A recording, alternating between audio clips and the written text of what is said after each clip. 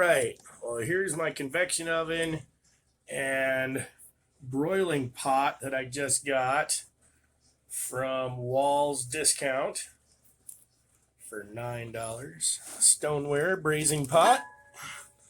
And you can see I've already added some oil, onions, bay leaf, curry leaf, some green chilies look like Thai chilies, some star anise, some Caribbean jerk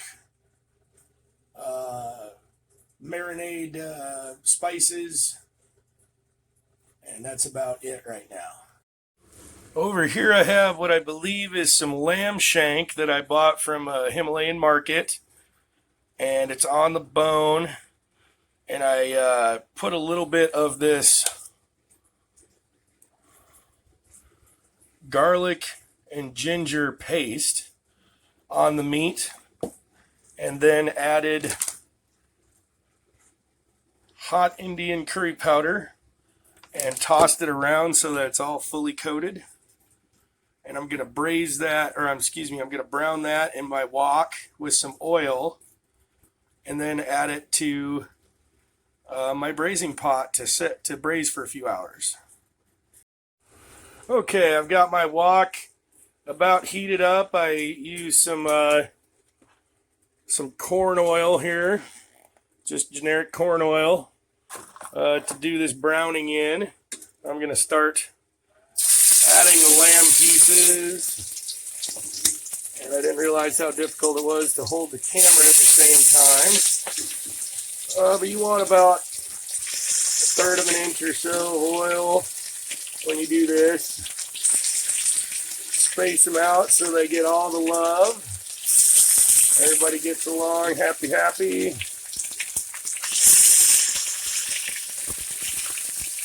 Separate that. Got a couple lovers there that want to separate.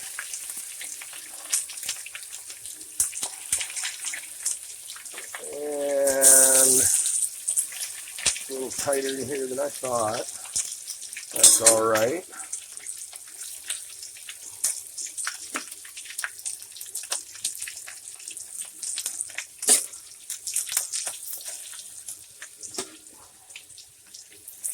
All right, good to the last sizzle.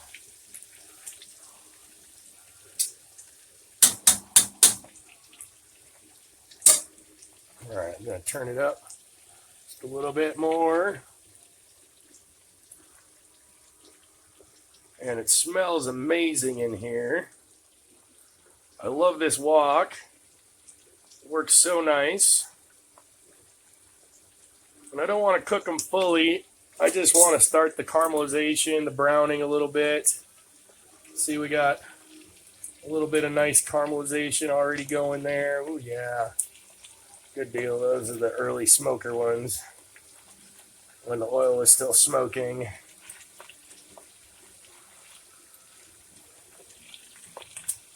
Well, this is going to start loosening up the texture of the meat. Shank, even on lamb, could be tough if you don't care for it right. Turn all these. Ooh, yeah, look at that color on that bone. You get so much more flavor when you cook with meat that has a bone in it.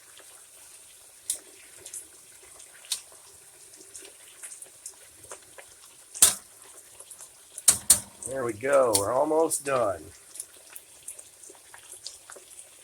Look at that. Geez, looks like I just pull it out and eat it right now, but there's no vegetables. All right, everything looks pretty good and caramelized. I'm gonna lay it in my braising pot and make sure it's laid in there nicely. Kind of think about geometry while you're doing it. Give everything the best chance.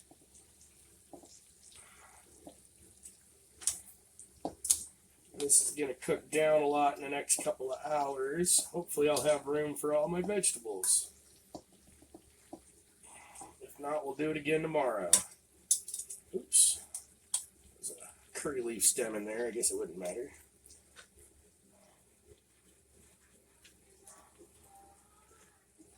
You know, I think these actually might be spare ribs, not shank.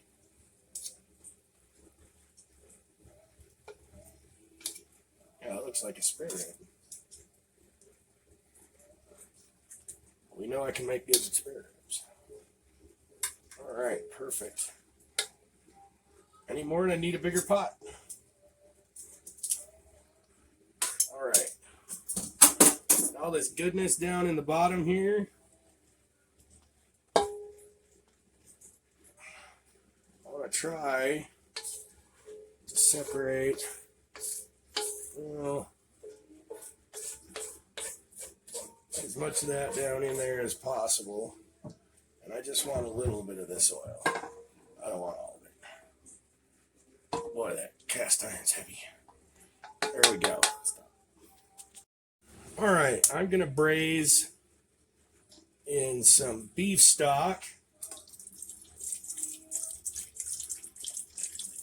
Could use lamb stock or veal stock or chicken stock. I just happen to have beef stock. We'll see how it turns out.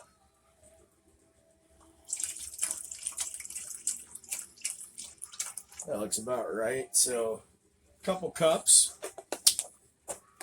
Hopefully we'll do it.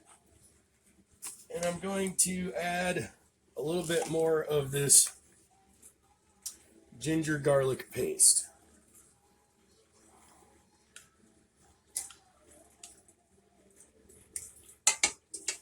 About a tablespoon or so.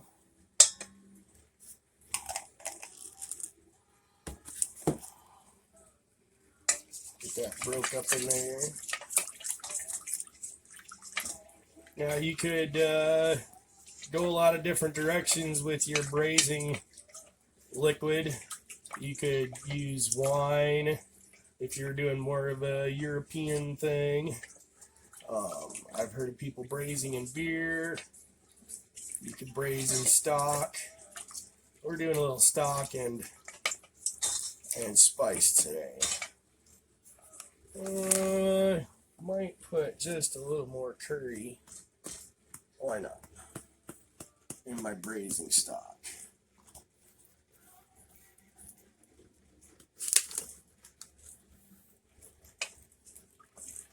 And I forgot the ingredient when I was talking about it earlier, but I added a healthy sprinkling of cardamom on the pre-braise onion mix. All right. That's pretty good. It doesn't have to be perfect. It's all gonna marry together in the braising pot. And I will just pour this in there like so, and perfect. Some of the meat sticking out. Now, the water is going to reduce, the broth. The stock is going to reduce eventually. And we're just going to put it on into the convection oven. Stop.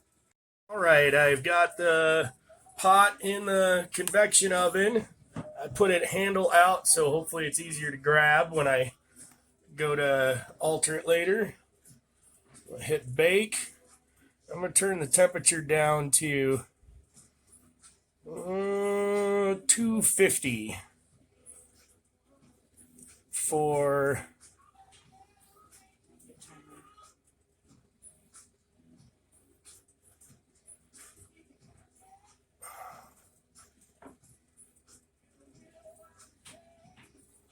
I guess an hour and a half.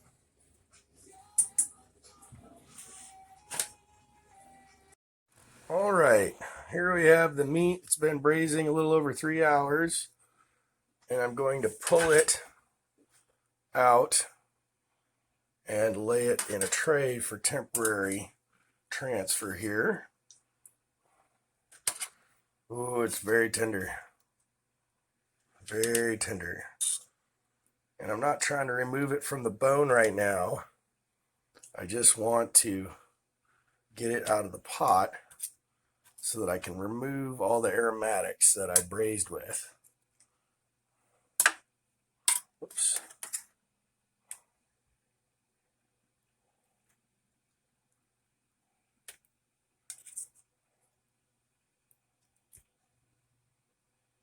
Nice, nice, nice.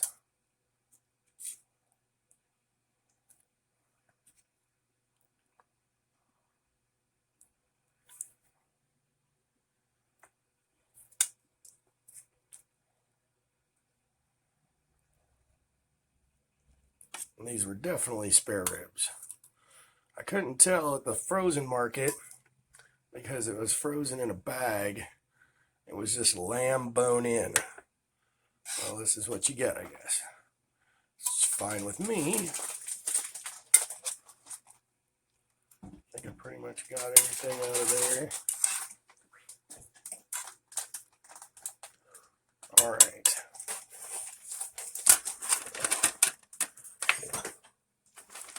Set the spare ribs aside for the moment.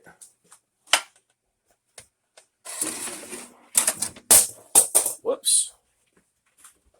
And I'm going to strain out all the good liquid and stock that I've built up.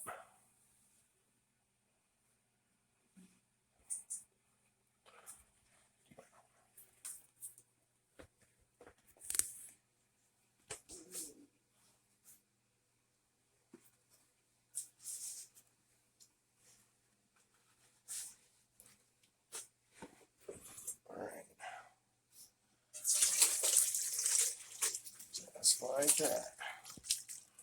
Oh, everything slid out. I like this pot a lot. Didn't require any scrubbing or anything. It just came all right out like it's supposed to. That's the beauty of low, slow cooking. Try to shake this around, get a lot of this goodness out.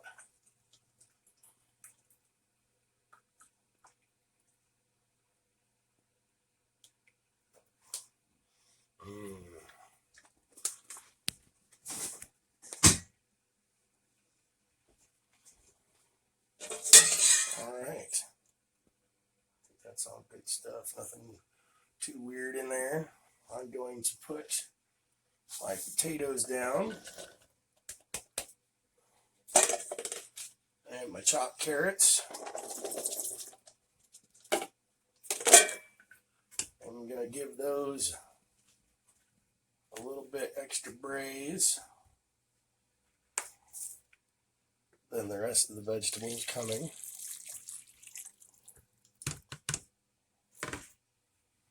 And this aside.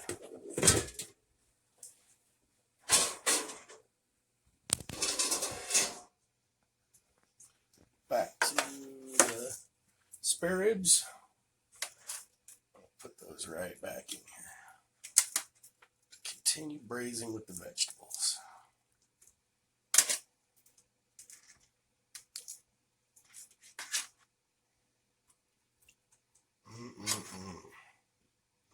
We're going to serve this with what kind of rice? Crystal Sona Masuri rice. Sure. Does this sound like it's going to be pretty easy to make? Yeah. Good. Can you use it in the Instapot? Yes. Awesome. We like the Instapot. Yeah.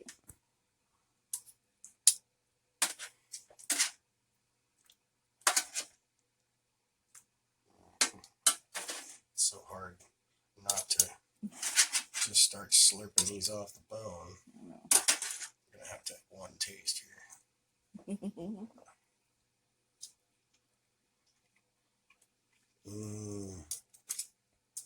Well, for all of your hard camera work, you need to taste as well. Ooh, man. I didn't add any salt earlier because I didn't have any, but normally one would add salt earlier on in the braising process. I did add some clumped up, what ended up being kind of like rock salt because it had been gotten wet. So we're just going to add a healthy bit of salt into this. It looks like a lot, but all those vegetables are going to suck a lot of that up. Just get that salt a little moist. Whew. It's definitely 250 degrees. I'm going to re-season with some curry powder.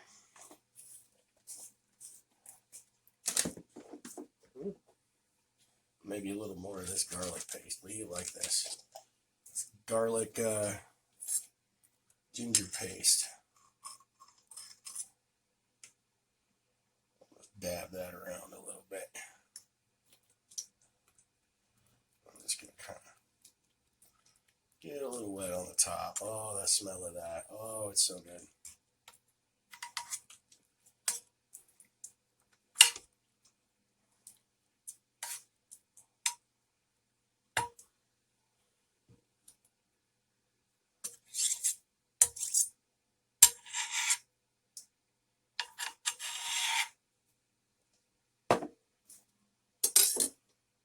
Alright, I'm going to stick this back in the oven for another half hour, maybe longer. Pulled the pot out, and the potatoes and carrots were not done yet after another half hour braising, but I went ahead and added the onions, sweet peppers, hot peppers, eggplant, and okra. And hopefully I'm not overfilling it.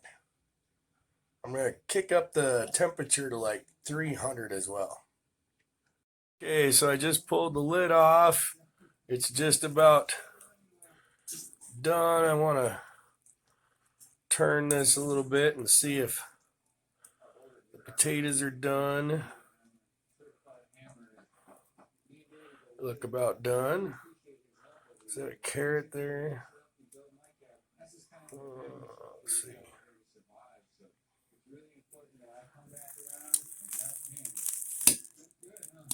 Still got a bite. That's okay. All right.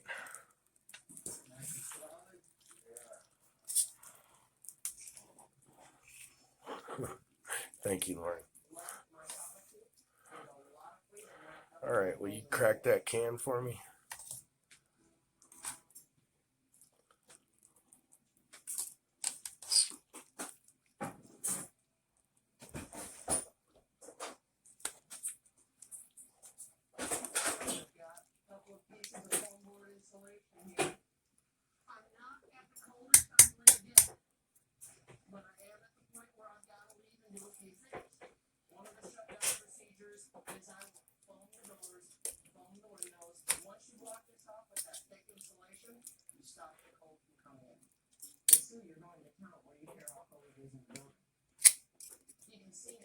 Might as well pull any bones out that I find. Felt one down here.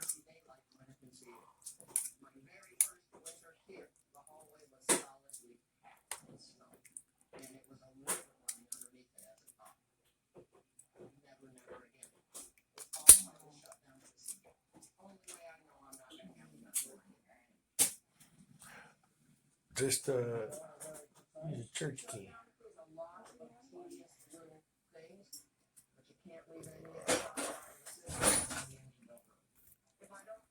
Okay, I've turned everything around. I've taken out some of the bones. I'm sure there's going to be plenty more, but that's fine.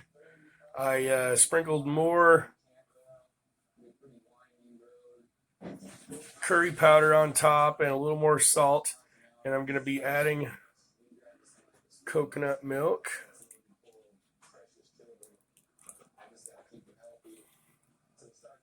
I don't know that I can get it all in there. And I will just gently turn this in.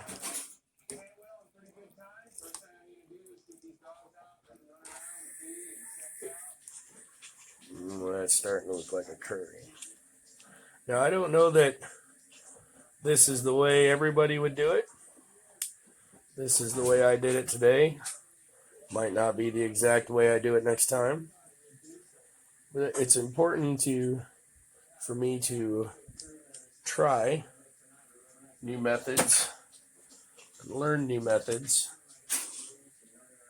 different ways of doing things, because you never know if you might gather your ingredients in a untraditional order, or find yourself missing something, or you have to use a different type of heat source than you're used to.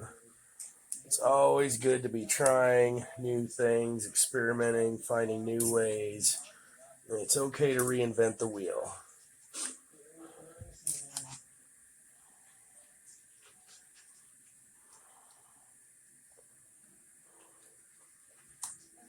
Oh yeah, this is looking good.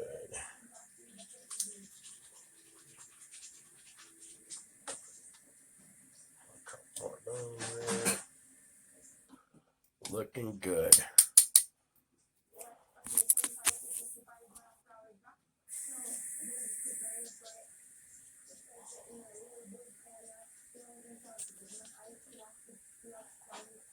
I'm going to put it back in for another 10 or 15 minutes.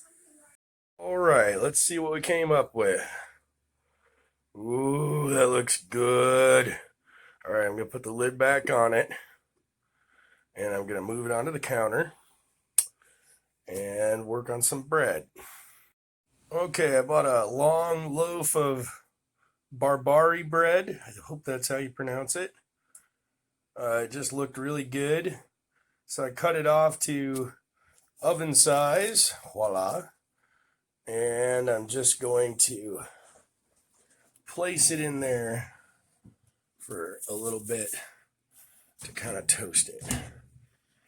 And I might not even turn the heat on. The oven's still hot. I don't want to burn it. All right, I've warmed it up in the oven a bit, and I'm going to spread some pure Irish butter on our Iraqi bread to go with our Thai, Indian, Caribbean curry. Real fusion meal. But it should turn out great. You know, these meals are all about what you have on hand and what you have access to, and we don't just have a great Indian market or Afro-Caribbean market. So you got to just make do, and sometimes it's not going to be authentic. I didn't grow up in India or Thailand, so of course my food's not going to taste just like it over there. But we try to make do and make it the best. Tastes real good. Gives us a little variety. I'm just spreading this butter all over the bread, giving it a nice Irish glaze.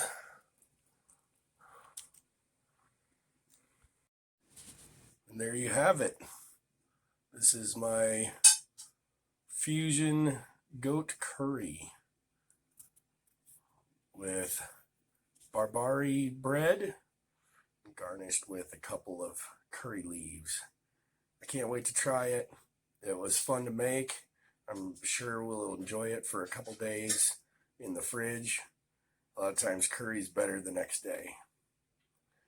I hope you all enjoyed this video. It was my very first one. So please be kind. And remember, try new things.